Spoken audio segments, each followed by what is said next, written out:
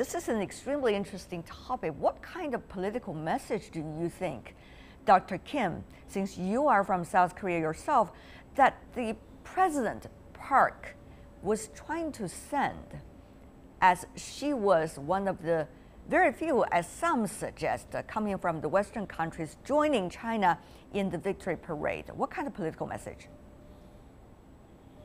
Well, first of all, thank you for having me. I'd like to begin by saying that President Park, I think her choice in going to Beijing was being practical and strategic. First was to strengthen bilateral economic relations, and the second is on the security front, namely dealing with North Korea constructively. It sent a clear message to Pyongyang and trying to get Beijing's buy-in for reunification of the Korean Peninsula, as well as cooperation on President Park's key initiatives like the Northeast Asia Peace and Cooperation Initiative and the Eurasia Initiative. So one key deliverable is a decision to hold that came out of this bilateral summit, is the decision to hold a trilateral summit with Japan in October or early November. Interesting. So many messages going here. Exactly. Well, I'm going to come back to you later about those messages, but for now, Dr. Gao, the approval rating of President Park back at home is really rising. We see her average approval rating has gone up to more than 50% during the week she came to this military parade. And during the day of September the 3rd, it's heating up to 53.8%. While politicians are all looking at how much constituency support they are having, obviously this seems to be a successful move. Definitely, I would say among all the allied countries of the United States, President Park of South Korea made the wisest decision in coming to attend the Second World War 70th Anniversary Victory Parade in Beijing, because she apparently came to the right judgment that celebrating the victory legacy of the Second World War was the right thing to do, not only for historical purposes, but also for the current urgent purpose of maintaining peace and stability, not only in Northeastern Asian region, but globally as a whole. Secondly, President Park definitely seemed to be able to differentiate the right thing of celebrating the victory legacy of the Second World War versus keeping a strong alliance with the United States. That means she is very pragmatic and realistic, and she managed to keep both fronts of the relationship with China on the trade and economic side, and together celebrating the victory legacies of the Second World War, and with the United States on the strategic alliance side. This seems to prove very clearly that she's a capable and able leader for the national interest of South Korea. So she has all the applauses. Very interesting. You seem to have an even higher approval rating for President Park than her people back at home. But Definitely. Let me dissolve some of the points you have just mentioned and throw them to the other two panelists. Mr. Walsh, earlier, since Dr. Gao mentioned this could be a point-gaining specific action by the President Park, but is it coming from the American perspective? As far as I understand, there were some scholars in the U.S. suggesting it is not necessarily the right thing to do for South Korean leader to go to the U.S. And then later, of course, the U.S. side have denied and suggesting whoever is going there or not going there is making their own choices. But will this influence in any way the nature of relations between Washington and Seoul at this critical juncture? You know, I don't think so. I agree with Professor Gao that Park has played this well, played it pragmatically. Clearly, China is there nearly on its border. China has a relationship with North Korea. It's important for economic and security reasons that South Korea have a relationship with China, but it has to balance that with the U.S. I think at the end of the day, the U.S. government is not angry at South Korea. And I think those poll numbers are less about the visit to China, probably more, although Dr. Kim would know better than I do. I think those poll numbers probably reflect support for Park after the recent controversy with North Korea being resolved. That's probably what fueled that gain in her popularity. But South Korea has for years and will continue in the future to try to balance its interests with China and with the United States. But at the end of the day, South Korea's security, which will always matter first and most important, will always depend, at least for the foreseeable future, on the United States. So I don't see that relationship in trouble or having any problems in the near term. Dr. Kim, first of all, your analysis of the poll numbers, of course, polls could always be flexible when it comes to explanations and interpretations.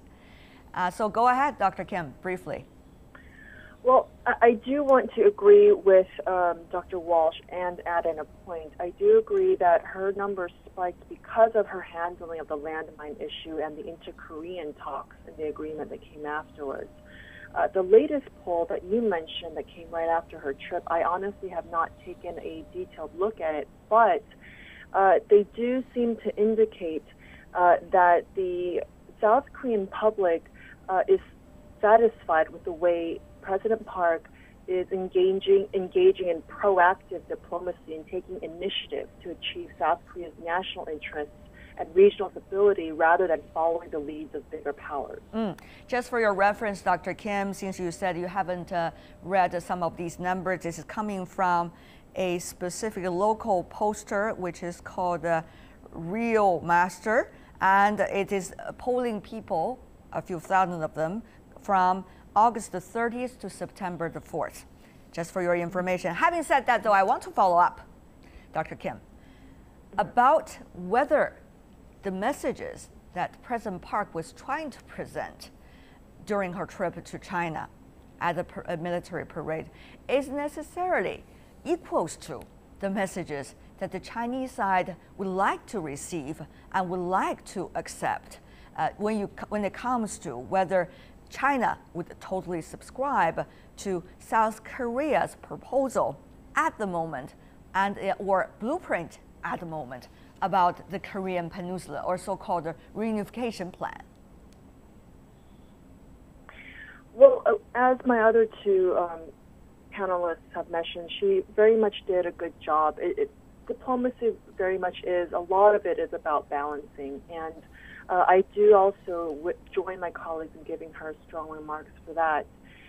Now, it remains to be seen how much support she actually did get from President Xi Jinping on her reunification policy. Now, in the public statements that we've seen, it does seem that they have coordinated their positions. It sounds like President Xi Jinping is in support of unification by the Korean people, but the details are very unclear in this situation. So that remains to be seen. Now, I want to go back to your previous question and add on to what Dr. Walsh said. I also do not think that this visit will negatively impact the alliance at all. Any American policymaker who knows Korea well will know Seoul's true intentions. Now, if you notice, President Park, yes, she was observing China's military parade with both Presidents Xi and Putin, but her expressionless face spoke volumes during the parade. It was in stark contrast to her smiles before and after the parade. Now, strengthening economic relations with China does not mean Korea is replacing its strongest alliance relationship. We need to differentiate a partnership versus an alliance. They are two very different relationships and on very different levels. So it's only natural that Korea will want to strengthen its economic relationship with Beijing because of its trade volume and people-to-people exchange while cooperating together on a regional dilemma such as North Korea. 300 billion, if I understand right, Dr. Gao, that's the number of trade likely to reach between South Korea and China for 2015, this year alone. So that's already quite a dramatic number. It's much bigger than the trade between the United States and Japan, in fact. Having said that, though, I need to still let you help us to clarify. What is China having in mind? Of course, you are not the policymakers, but from an analyst perspective, in terms of the Korean Peninsula peace and stability, China has been an ally of DPRK for decades, go back in history. China, in the 1990s, warmed up its relations with South Korea, and that relation skyrocketing over the past few years. The exchanges between the two top leaders, China and South Korea, has also been extremely warm and interactive. What does that really mean for the real issue on the Korean Peninsula, though? Well, there are several ways to look at it. The China-South Korean trade is reaching $300 billion by the end of the year, making China the largest trading partner for South Korea, and China-South Korea have recently signed the free trade agreement. This is a very big step forward in further emancipating the potential for bilateral trade between China and South Korea. Now, I think purely from the South Koreans' perspective, keeping a good and increasingly better relations with mainland China is a sure way to deter any acts of aggression on the Korean Peninsula. And as far as China is concerned, the ultimate goal for China on the Korean Peninsula is to stop the arms race for nuclear arms and also to achieve complete denuclearization on the Korean Peninsula. With this as the firm commitment that China wants to achieve on the Korean Peninsula, South Korea definitely will benefit if China keeps to their commitment and serves as a force advocating and standing firmly for peace and stability rather than any acts of aggression on the Korean Peninsula. In this sense, I think President Park as well as the South Korean government have truly demonstrated a very high level of pragmatism and realism,